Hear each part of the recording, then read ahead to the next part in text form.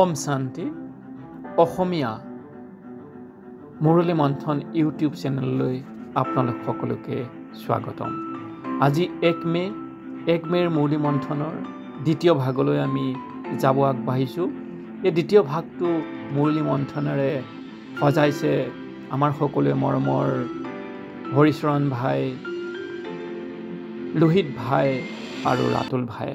আহকচোন আজিৰ মুৰলী মন্থনেৰে আমাৰ আত্মাক ভৰপূৰ কৰোঁ। ওম শান্তি।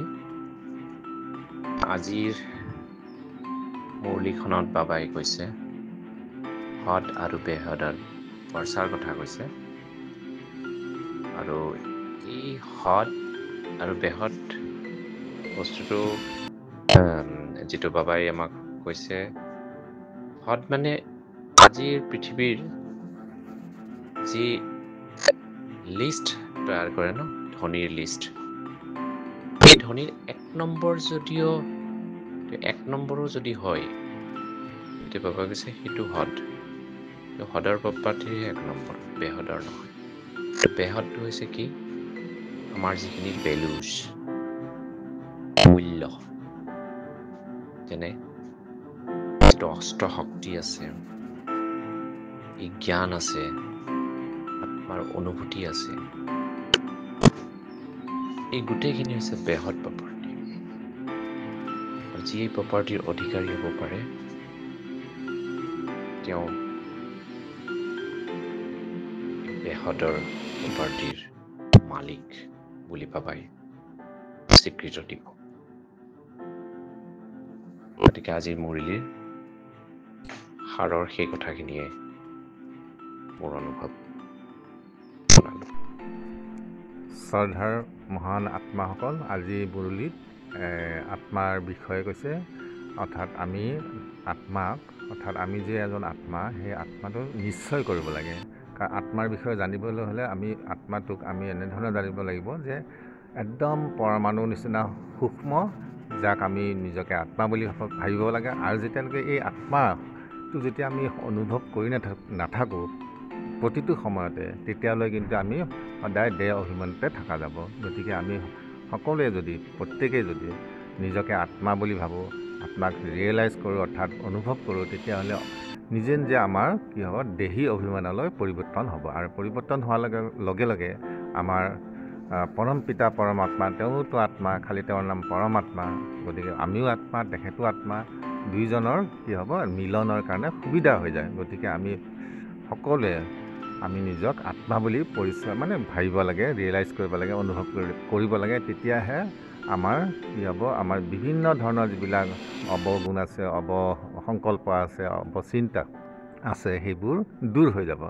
সেইকাৰণে আজি মুৰলীত সকলোকে আত্মাটো পাক্কা কৰিব দিছে, অৰ্থাৎ নিশ্চিত কৰিব দিছে যে আমি এজন আত্মাহে, শৰীৰ নহয়।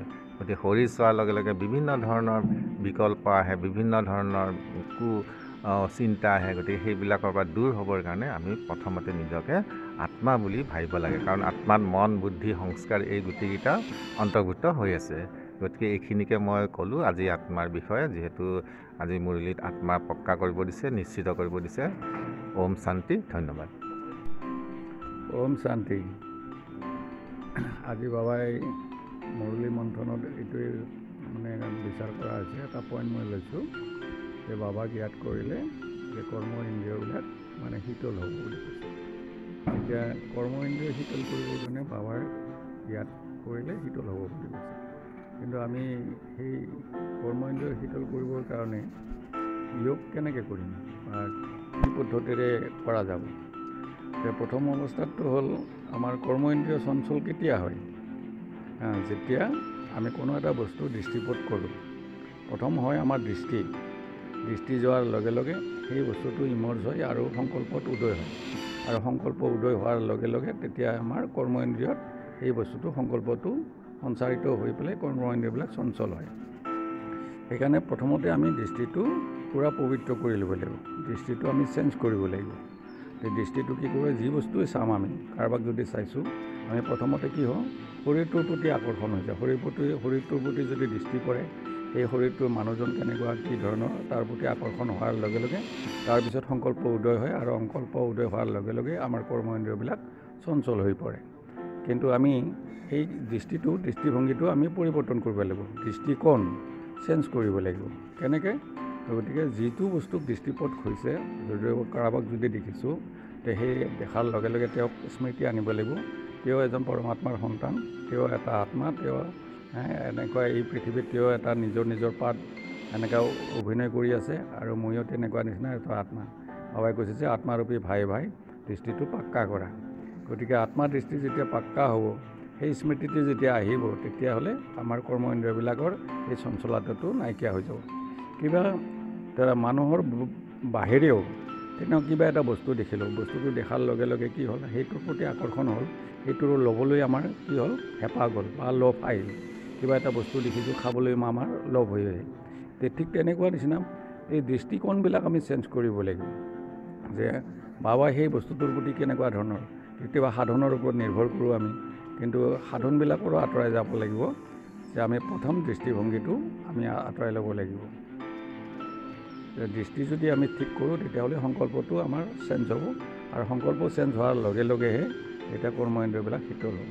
সেইকাৰণে কৈছে বাবাই যে নিজকে আত্মা বুলি ভাবা আৰু মোক মনত পেলোৱা, যে বাবাৰ সৈতে যদি মনত পেলাওঁ, নিজকে আত্মা বুলি ভাবোঁ, প্ৰত্যেকজন পাঠধাৰীকে যদি আমি আত্মা দৃষ্টিৰে চাওঁ, তেতিয়াহ'লে আমাৰ কৰ্মেন্দ্ৰিয়বিলাক কেতিয়াও চঞ্চল নহ'ব, আৰু তেতিয়া শীতল হ'ব। ওম শান্তি।